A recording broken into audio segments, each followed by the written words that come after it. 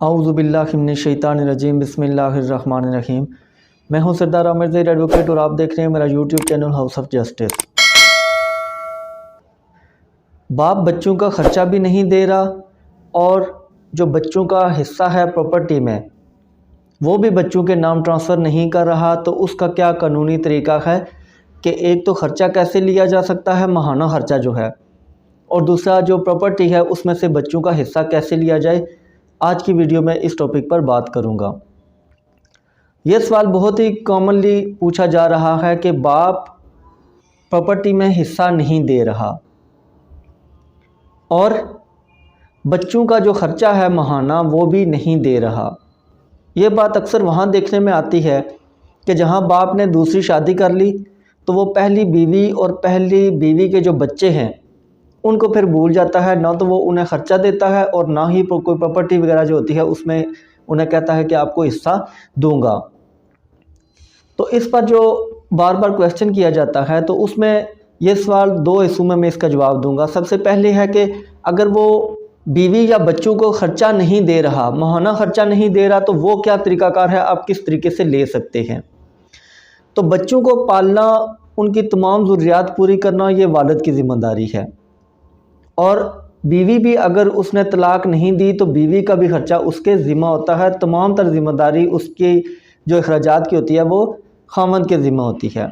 तो अगर वो उससे कोताही बरतता है और अपना जो उसका एक फ़र्ज़ है उसको पूरा नहीं करता तो उसके लिए कानून मौजूद है।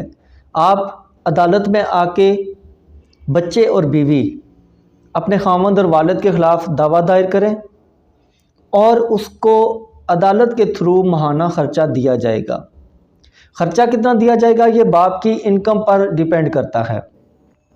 उसकी जितनी अच्छी इनकम होगी इतना ही अच्छा ख़र्चा बच्चों को दिया जाएगा, लेकिन कम से कम जो एक बच्चे का माहाना ख़र्चा होता है जो बाप को देना पड़ता है वो 5,000 है। 5,000 से कम किसी बच्चे का अब ख़र्चा फ़िक्स नहीं किया जाता।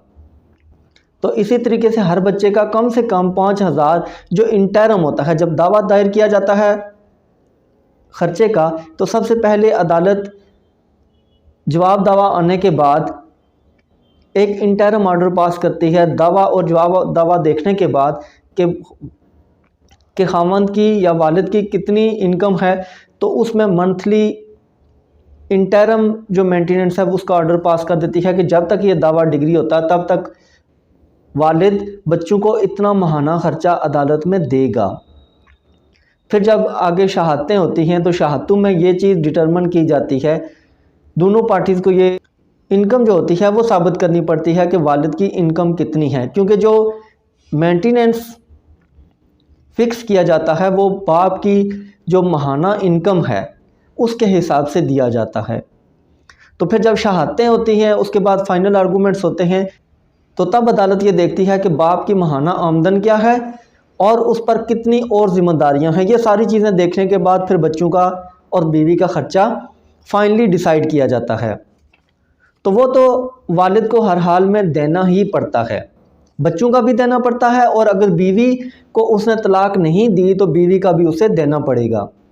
बच्चों में अगर बेटा है तो उसको 18 साल तक बाप की ज़िम्मेदारी है कि ख़र्चा माहाना देगा, और अगर बेटी है तो जब तक बेटी की शादी नहीं हो जाती तब तक उसे ख़र्चा देना पड़ेगा, चाहे उसकी 20 साल में शादी होगी या 22 साल में हो, जो भी उसकी एज है, एज से कोई तल्लक नहीं है। जब तक बेटी की शादी नहीं होती तब तक बाप को उसका माहाना ख़र्चा देना होगा। इसी तरीके से बीवी को जब तक वो तलाक नहीं देता तब तक उसे ख़र्चा देना होगा। तो अगर कोई वालिद अपने बच्चों को ख़र्चा नहीं दे रहा या कोई खामद अपनी बीवी को ख़र्चा नहीं दे रहा तो वो अदालत के ज़रिए केस करके ख़र्चा ले सकते हैं।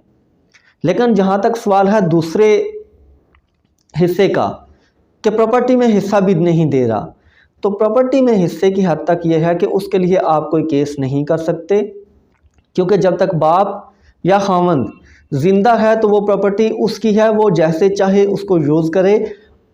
जब वो मरेगा तब वो प्रॉपर्टी जो है वो विरासत कहलाएगी, तब उसके जो बेटियां बेटे हैं या बीवी है तो उसमें हिस्सेदार होंगे। लेकिन जब तक वो ज़िंदा है तो ना तो बीवी प्रॉपर्टी में हिस्से के लिए कोई केस कर सकती है और ना ही बच्चे, बेटी या बेटा दोनों में से कोई भी प्रॉपर्टी में हिस्सा लेने के लिए केस नहीं कर सकते।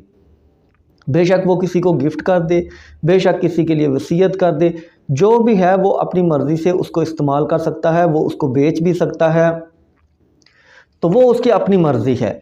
लेकिन अगर उसकी डेथ हो जाती है तो फिर आपने देखना है कि अगर उसने किसी को गिफ्ट किया है तो क्या वो एक वैलिड गिफ्ट है, क्या वाकई उसने अपनी मर्ज़ी से किया है, या अगर वसीयत की है तो 1/3 से ज़्यादा वसीयत नहीं कर सकता, या अगर किसी को सेल कर दी है तो उसकी लीगल वैल्यू क्या है, किस तरीके से सेल की है। तो ये उसके मरने के बाद सारी चीज़ें होंगी। जो उसके नाम पर होगा वो विरासत होगी, वो बच्चों और बीवी में तकसीम हो जाएगी, लेकिन जब तक वो ज़िंदा है आप उसकी प्रॉपर्टी में से हिस्सा नहीं मांग सकते। सिर्फ खर्चे की हद तक आप केस कर सकते हैं, वो आपका राइट है, आपको मिलेगा, लेकिन प्रॉपर्टी में आपका न तो राइट है बाप के ज़िंदा होते हुए, और न वो अगर आप अदालत में केस करेंगे तो अदालत से आपको मिलेगा। तो व्यूअर्स, ये थी आज की वीडियो। उम्मीद है वीडियो पसंद आएगी। अगर वीडियो पसंद आई तो चैनल को सब्सक्राइब करना ना भूलिएगा। इसी के साथ इजाज़त चाहता हूँ। अपनी दुआ में याद रखिएगा। फ़ी अमानिल्लाह।